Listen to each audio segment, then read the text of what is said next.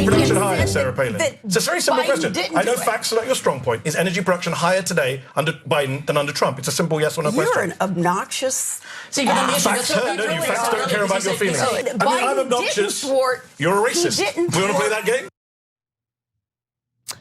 Piers Morgan show, always a great place to go if you want a genuine exchange of ideas and lots of smart points. Obviously, I'm kidding, but that was journalist Mehdi Hasan, who found himself brawling with the former vice presidential candidate Sarah Palin during a recent debate hosted by Piers Morgan. Look, debates hosted by Piers Morgan it's not really about debating ideas. It's really about creating a circus environment for people to embarrass themselves in.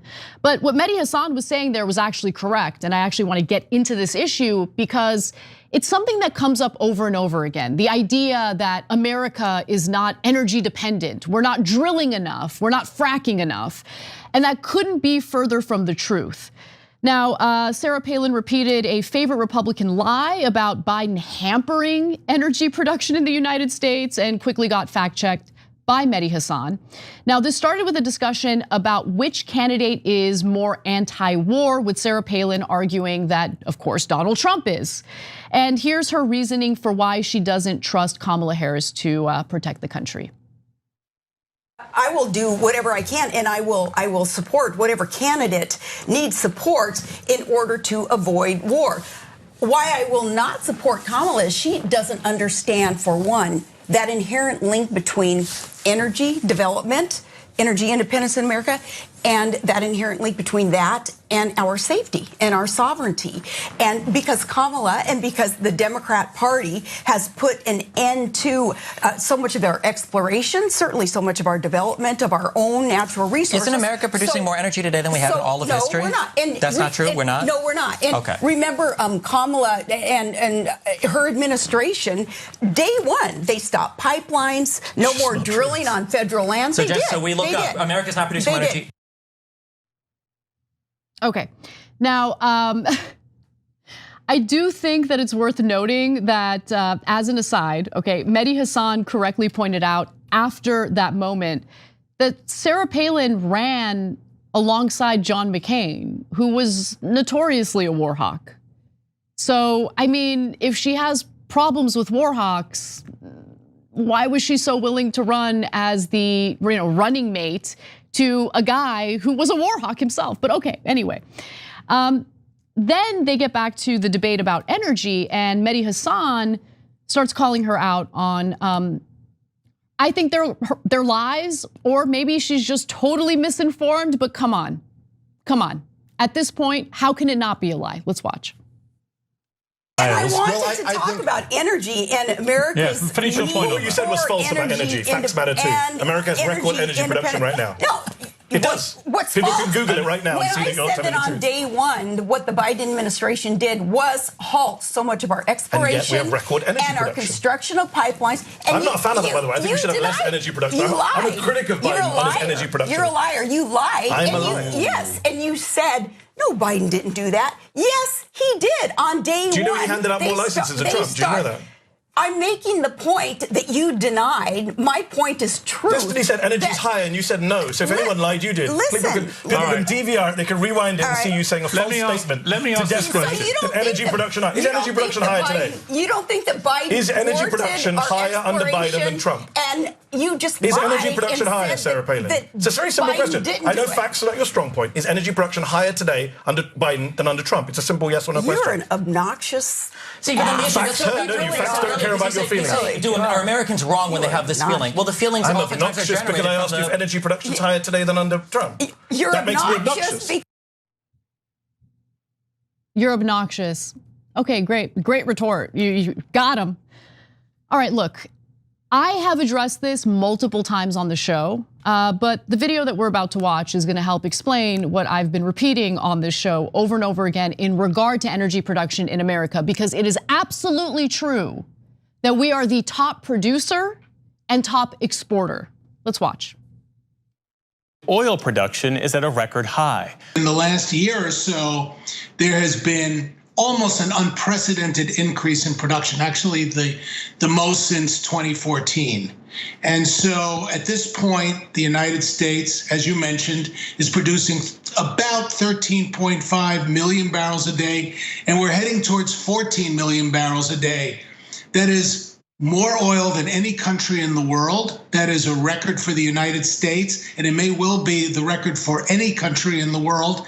And we are now, after Saudi Arabia, the biggest. We are exporting more oil than any member of OPEC, save Saudi Arabia.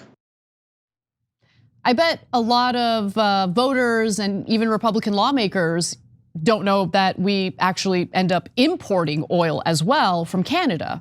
And the reason why we do that is because our refineries are able to refine that oil from Canada. Now, you could build new refineries, or you can update the refineries we have in order to deal with the oil that we're drilling here in the United States. But it's an interesting story.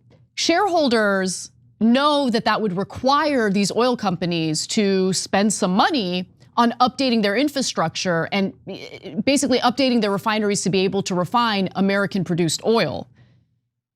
Or they can increase their return on investment by not having these oil companies invest in their infrastructure and their refineries. And so that's part of the issue. But the overwhelming issue here is that oil is sold on the international market. The oil that is drilled on American land is not a resource that belongs to the American people. It doesn't belong to the American government. It belongs to the companies that drill for that oil. And they get to do with that oil as they please. They get to sell it on the international market, which is why we are one of the top exporters. So another, fact that everyone should be aware of, as Reuters reports, multiple indicators suggest that the US oil and gas industry has thrived under President Joe Biden's administration, despite its push to decarbonize the US economy. And look, I want to be as fair as humanly possible to everyone involved in this debate, including Sarah Palin, okay? Because there are little nuggets, little tidbits, okay? Kibbles and bits of truth in what she's saying, but her overall point is incorrect. So what are the bits of truth in what Sarah Palin is saying here? It is true that Biden canceled the Keystone XL pipeline project to bring in more Canadian crude to US refineries. It's also true that he paused the LNG export permits pending an environmental review, and he reduced the federal oil leasing schedule. But overall, if you take a step back and you look at the full picture of what happened under Biden's administration, we produced record oil and we exported record oil. Now, overall, Mehdi is still right. The US is producing more energy than ever before. Let's take a look at this chart. Oil production in the United States amounted to around 827.1 million metric tons in 2023. That is literally the highest figure on record. You can see it visually in this chart. You can also analyze it based on the raw numbers.